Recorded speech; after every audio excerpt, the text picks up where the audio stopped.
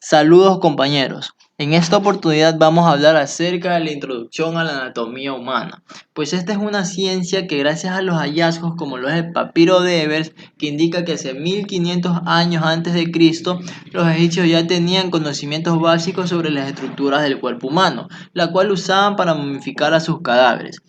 Luego, en Grecia, en los años 400 antes de Cristo, por medio de Hipócrates, el cual es considerado el padre de la medicina y el fundador de la anatomía humana, esta fue avanzando en sus estudios. Hipócrates inició con disecciones en animales, ya que aquí en esta época no se permitían disecciones en cuerpos humanos. Luego, a través del tiempo, por grandes personajes como lo es Galeno, como lo es Erasistratos, ellos también ayudaron al avance de la anatomía. Pero hay un personaje llamado Andrea de Vesalio, el cual es considerado el padre de la anatomía moderna y que escribió un libro muy importante denominado De Humanis Corporis Fabrica. Este libro fue escrito en el año 1500 y hasta la actualidad aún sus imágenes nos sirven de mucha utilidad, como es la que tengo aquí al lado izquierdo. Esta es una imagen de la época del año 1500. Entonces, ¿qué es la anatomía humana? Esta es una ciencia que estudia las estructuras del cuerpo humano, su ubicación y sus relaciones.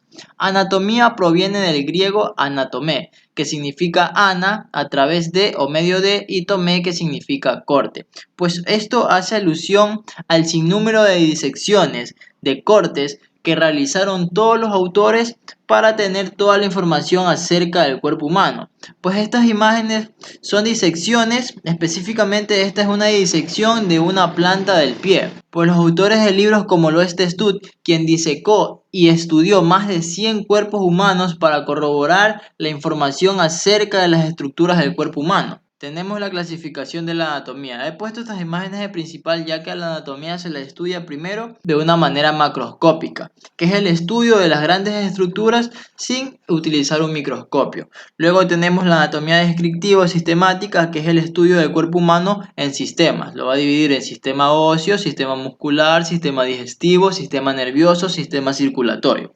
Tenemos la anatomía topográfica o regional, que va a dividir al cuerpo en segmentos, como lo es aquí en esta imagen, el abdomen dividido en segmentos. Pues unos dicen que la anatomía regional es la que estudia al cuerpo por región de la cabeza, por región del tórax y por región del abdomen. Otros dicen que es la misma. Tenemos a la anatomía de superficie. Es muy importante saber sobre esto, ya que por medio de la palpación vamos a saber dónde están ubicadas cada una de las estructuras del cuerpo humano. Tenemos a la anatomía microscópica, la que es mediante el microscopio, y vamos a estudiar aquí a los tejidos y a las células. Esto también se denomina como histología o citología. Tenemos a la anatomía de desarrollo, la cual estudia al ser humano en su etapa prenatal y postnatal. Tenemos a la anatomía patológica, la cual estudia las anormalidades, las enfermedades del cuerpo humano. Tenemos la anatomía radiológica o también anatomía por imagen. Tenemos a la anatomía aplicada o anatomía clínica, que es el conjunto de todo lo que hemos aprendido aplicado en un individuo. Luego tenemos a la anatomía comparada, que esta es una de las primeras que se utilizó, ya que al principio comparábamos los cuerpos de un animal con los del cuerpo humano. Ahora vamos a estudiar las posiciones anatómicas y planos. Tenemos una posición anatómica estándar, la cual es cuando el cuerpo está erguido, de pie, con la vista al frente, sus extremidades superiores colgando hacia un lado de la línea media, con la palma de las manos viendo hacia el frente y los pulgares un poco separados. Las piernas un poco separadas una de otra y la punta de los pies hacia adelante. A partir de esta posición estándar, nosotros vamos a dividir el cuerpo humano por medio de planos imaginarios, los cuales van a ser el plano frontal, que es el que está aquí. Este plano frontal va a dividir el cuerpo humano en una parte anterior y en una parte posterior, como se lo observa aquí. Luego tenemos el plano medio sagital, que va a dividir el cuerpo humano en una mitad derecha y en una mitad izquierda. Tenemos al plano transversal, que va a dividir al cuerpo humano en una parte superior y en una parte inferior. Y también tenemos al plano parasagital, que va a estar en relación a la línea media, lo va a dividir, ¿sí? Bueno, aquí aprovechando esto hay algo que hay que aclarar, ya que en ciertos textos, como es el libro de Moore, que indica que el término parasagital es un término que no se lo debe usar, ya que parasagital es hacer redundancia, porque ya sagital significa paralelo a la línea media y parasagital sería redundar, paralelo a la línea media. Es bueno saber de todo un poco sobre los textos, ya que hay ciertas personas que lo estudian de una manera en que el plano medio es únicamente medio y el plano parasagital lo estudian como plano únicamente sagital. Sí, también vamos a tener cortes con estos mismos nombres, como es esta imagen en un corte sagital de cráneo y esta es un corte transversal de un brazo, el cual nos va a ayudar a estudiar, por ejemplo, en la imagen primera, en la parte izquierda del cráneo con el lóbulo izquierdo. Vamos a tener en el corte transversal, nos va a ayudar a estudiar a los planos del brazo. Existen posiciones anatómicas, las cuales nos van a servir para la exploración del paciente, para intervenciones quirúrgicas y para aliviar dolor. De principal tenemos tres posiciones anatómicas básicas, que van a ser las de cúbito. Primero tenemos a la de cúbito supino o dorsal, la cual va a ser el individuo acostado sobre su espalda. Esta posición de aquí nos sirve para la exploración del abdomen, para la intervención quirúrgica de glándulas mamarias y también es una posición para un postoperatorio. Tenemos la de cúbito prono o ventral, que es el cuerpo acostado sobre el abdomen, sobre el vientre.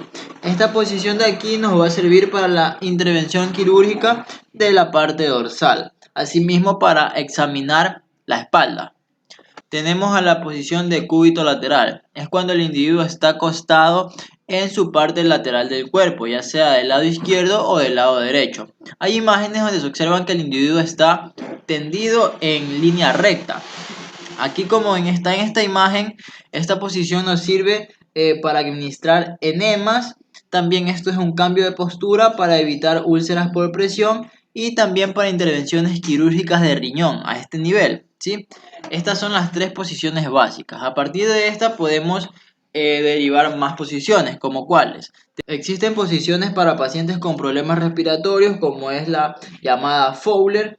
Esta de aquí, aparte de ayudar a personas con problemas respiratorios, también ayuda a la exploración de la cabeza y del cuello y de los oídos. Tenemos también a la posición llamada ortognéica, que también es una posición para personas con problemas respiratorios.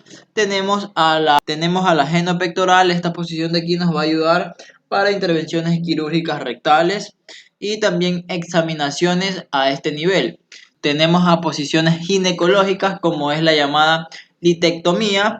Esta posición de aquí también sirve para hombres y para mujeres. Se usa para la exploración del aparato genital y el aparato urinario. Tenemos también la posición de Proets o también llamada posición de Rosser, que se utiliza para la otorrinolaringología. También sirve para facilitar a la intubación endotraqueal. Tenemos a la posición raquidia. Esta posición se usa ya sea para extraer líquido cefalorraquídeo o para administrar una anestesia a este nivel. Ahora tenemos a los términos de posición y dirección. Primero tenemos al término denominado anterior o ventral, que va a ser aquí donde estoy señalando, hacia adelante. También se lo denomina como rostral, porque la cara está hacia adelante. Tenemos también el término posterior o dorsal, que es a nivel de la espalda, todo lo que está hacia posterior. Tenemos el término craneal y caudal. Craneal va a ser la parte más superior de una estructura y caudal la parte más inferior de esta. También tenemos al término proximal y distal. Esto se refiere a qué tan cerca está una estructura de su inicio, de la raíz, y a qué tan lejos está la estructura de su inicio. Como por ejemplo, tenemos al hueso húmero. El húmero está más cerca de la raíz. Y los huesos de la mano, que son los carpos y los metacarpos, van a estar más lejos de la raíz. Y también se los utiliza pues en el estudio de los huesos largos, como son el extremo proximal, va a ser el que está más cerca a la raíz, y el extremo distal, que va a estar más lejos, ¿sí? Proximal, distal. vamos a tener el término proximal y distal. Estos términos hacen referencia a los extremos de las estructuras en referencia a qué tan lejos están desde su punto de origen. Como tenemos aquí al brazo, esta parte del brazo, la cabeza del húmero, va a ser el extremo proximal del brazo, ya que va a estar más cerca a su punto de origen. Y los huesos de la mano, que van a ser los metacarpos, va a ser el extremo distal del brazo, ya que va a estar más lejos de su punto de origen. Estos términos también los vamos a usar en los huesos largos. Cuando estudiemos el hueso húmero, nos vamos a dar cuenta que vamos a estudiarlo desde su epífisis proximal, o sea, su extremo más cerca al origen, y su epífisis distal, su extremo más lejos. Vamos a tener el término medial y lateral. Esto aquí también se lo conoce como medial interno y lateral o externo en ciertos casos. Bueno, estos términos hacen referencia a la línea media. Como por ejemplo, el meñique va a estar medial a la línea media, va a estar más cerca a la línea media. El pulgar va a ser lateral a la línea media, o sea, va a estar más lejos de la línea media. Esto de aquí también lo podemos usar en punto de referencia cuando estudiemos huesos del antebrazo. ¿Por qué? Porque el radio va a ser el hueso lateral del antebrazo, mientras que el cúbito va a ser el hueso medial del antebrazo, porque el cúbito va a estar más cerca de la línea media y el radio va a estar más lejos de la línea media, ¿sí? También tenemos el término externo e interno. Estos dos términos se utilizan para el estudio de las cavidades. Como por ejemplo aquí tenemos a la caja craneal, obviamente, con su cavidad donde va a estar alojada la masa cerebral, ¿sí? Entonces tenemos que la parte interna de esta cavidad va a alojar a la masa cerebral, ¿sí? Esto va a ser lo interno. Y lo externo se puede decir que es el cuero cabelludo. Este término también lo vamos a usar cuando estudiemos occipital, ya que el occipital va a tener dos protuberancias, una protuberancia interna a este nivel y la protuberancia externa hacia afuera, ¿sí? Tenemos el término central y periférico.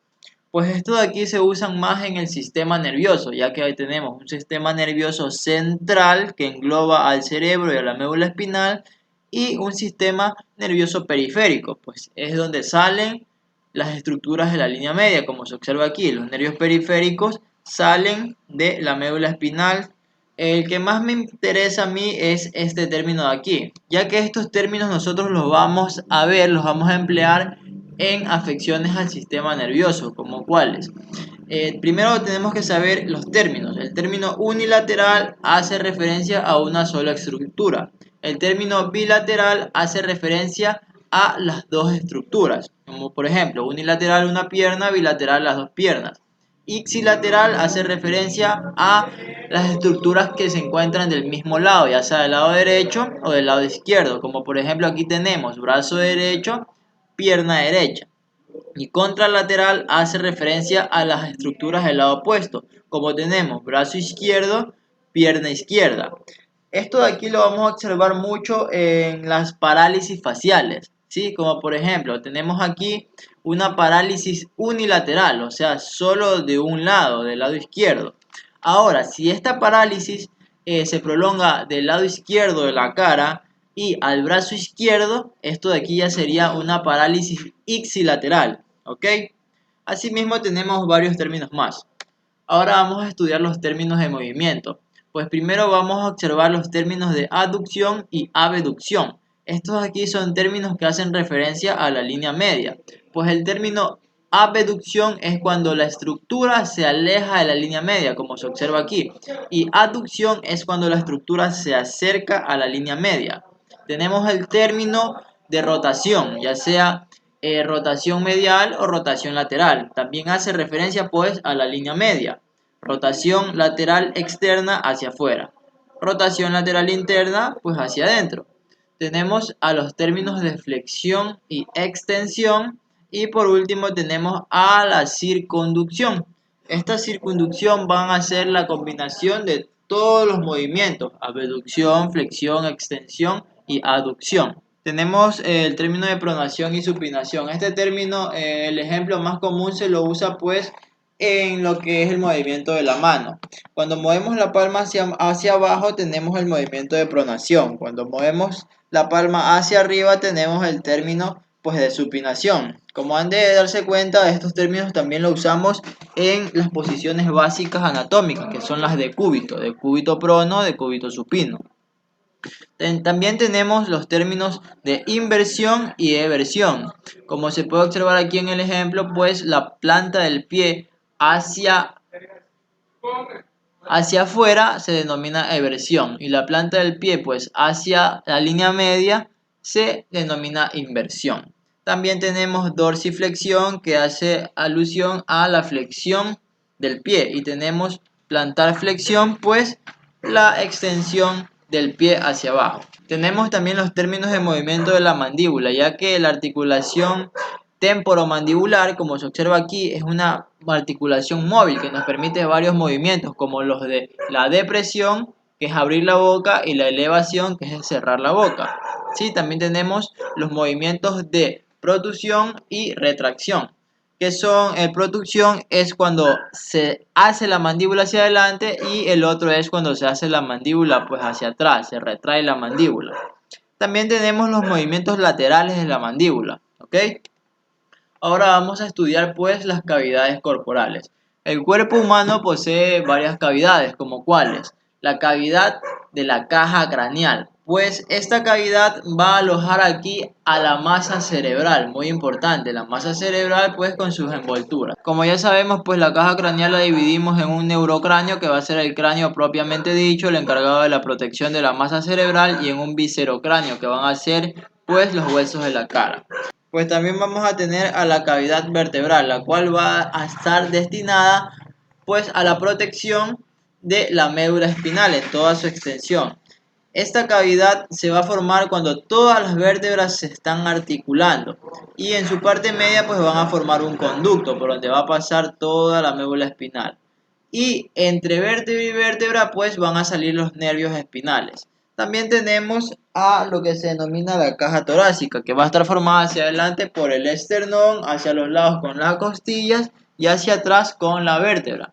Esta caja torácica va a alojar a muchos órganos, como son los pulmones, el corazón, pues, y a grandes vasos sanguíneos.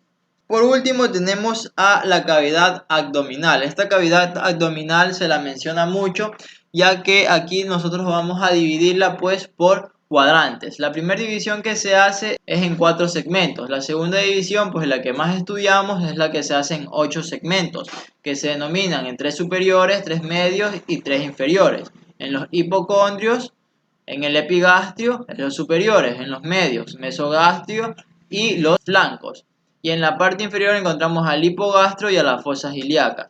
Pues la cavidad abdominal va a alojar a varios órganos, como se ve en transparencia. Tenemos al hígado, al estómago, a los intestinos, a la vesícula biliar.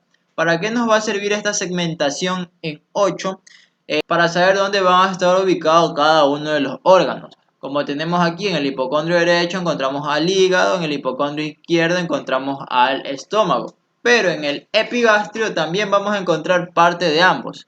Entonces, en esta zona media nosotros vamos a poder palpar ambos órganos. Por eso es muy importante saber estos cuadrantes anatómicos. Y pues así culminamos este video de introducción a la anatomía. Ya, sácate las gletonas. Sí, pero... Uy, la cámara está ultra bacana esta cámara.